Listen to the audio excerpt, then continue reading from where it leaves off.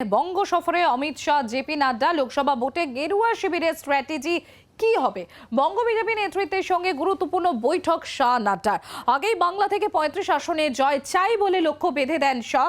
আর এবার লোকসভা ভোটের আগে কোন পথে লড়াই, সেই লক্ষ্যে 15 জনের নির্বাচনী কমিটি গঠন অমিত শাহের, এমনটাই সূত্রের খবর। আপনাদের আরো একবার জানাবো, এবার লোকসভা ভোটের আগে কোন পথে লড়াই, আর সেই লক্ষ্যে 15 জনের নির্বাচনী কমিটি গঠন অমিত শাহের। মৌমিতা চক্রবর্তী আমাদের প্রতিনিধি রয়েছেন আমাদের সঙ্গে। মৌমিতা, ইতিমধ্যেই 15 জনের নির্বাচনী কমিটি গঠন করে দিয়েছেন অমিত শাহ। দেখো, ইতিমধ্যেই 15 জনের নির্বাচন কমিটি, সেই কমিটি গঠন করা হয়েছে। এই পুরনো যে নির্বাচন কমিটি, সেই কমিটি ভেঙে ফেলে নতুন করে গঠন করা হলো 15 জনের নির্বাচন কমিটি। যে 17 জনের বৈঠক চলছে তাদের মধ্যে অমিত শাহ এবং জেপি নাড্ডার নাম বাদ দিলে বাকি যে 15 জন, তাদেরকে নিয়ে বেছে দিয়েছেন এই নির্বাচন কমিটি। এই নির্বাচন কমিটি তারাই আপাতত ঠিক করবেন 2024-এর লোকসভা নির্বাচনের আগামী দিনের যাবতীয় রণকৌশল, যাবতীয় কর্মসূচি। আজ অমিত শাহ, জেপি নাড্ডা যা ফর্মুলা বলে দেবেন, সেই অনুযায়ী তাতে কাজ করতে হবে। এক্ষেত্রে যারা রয়েছেন এই কমিটিতে, সুকান্ত মজুমদার, দিলীপ ঘোষ, শুভেন্দু অধিকারী, রাহুল সিনহা, অমিতাভ চক্রবর্তী, সতীশ ধন, মঙ্গল পাণ্ডে, আশা লাখা, এছাড়া 5 জন সাধারণ সম্পাদক লোকেশ চট্টোপাধ্যায়, অগ্নিমিত্রা পল, জগন্নাথ চট্টোপাধ্যায়, জ্যোতির্ময় সিং মাহাতো, দীপক বর্মন, এই সমস্ত নেতৃত্বকে নিয়ে তৈরি হয়েছে। এবং এর মধ্যে থেকেই তৈরি করা হবে 2024-এর লোকসভা নির্বাচনের জন্য একটি প্রচার কমিটিও।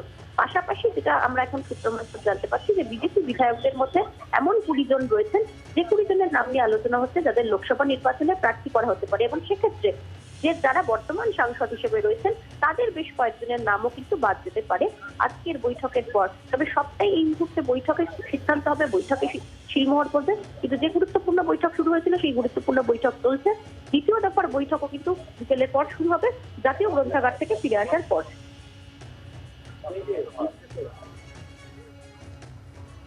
মৌমিতা, আমাদের সঙ্গে থাকো। এই মুহূর্তে আপনাদের আরো একবার জানাবো, লোকসভার প্রার্থী হিসেবে 20 জন বিধায়কের নাম নিয়ে আলোচনা।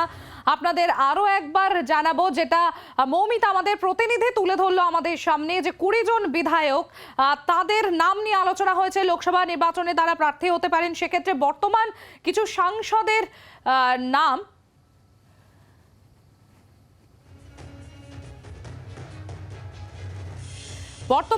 সাংসদের নাম বাদ যেতে পারে, এমনই সূত্র মারফত খবর পাওয়া যাচ্ছে। আমাদের প্রতিনিধি মৌমিতা রয়েছে আমাদের সঙ্গে। মৌমিতা, তুমি যে বিষয়টি একটু আগেই তুলে ধরছিলে, যে 20 জন বিধায়কের নাম নিয়ে আলোচনা হচ্ছে এই লোকসভার প্রার্থী হওয়ার জন্য, এবং বর্তমান যারা সাংসদ রয়েছে তাদের মধ্যে কয়েকজন বাদও যেতে পারেন, এইরকম সূত্র মারফত খবর উঠে আসছে। একদমই তাই, কারণ এই 20 জন বিধায়ক, সেই 20 জন বিধায়কের পারফরমেন্সে বঙ্গ বিজেপির নেতৃত্ব যে রিপোর্ট দিচ্ছে, দল খুশি। এবং সেই 20 জনের সম্ভাবনা রয়েছে যারা লোকসভায় কাজ করবেন। এবং এই লোকসভা বেশ কিছু ক্লাস্টার তৈরি করে দেওয়া হয়েছে, যে ক্লাস্টার অনুযায়ী, যে বুথ অনুযায়ী প্রচারে আসবেন বিভিন্ন কেন্দ্রীয় স্তরের নেতৃত্ব।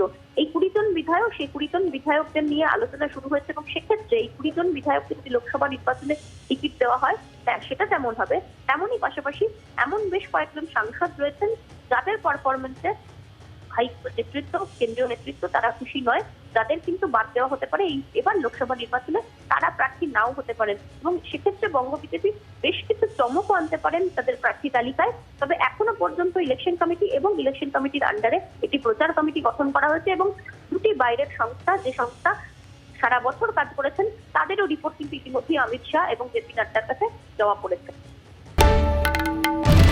বাংলার আওয়াজ, বাঙালির আবেগ, জি 24 ঘন্টা।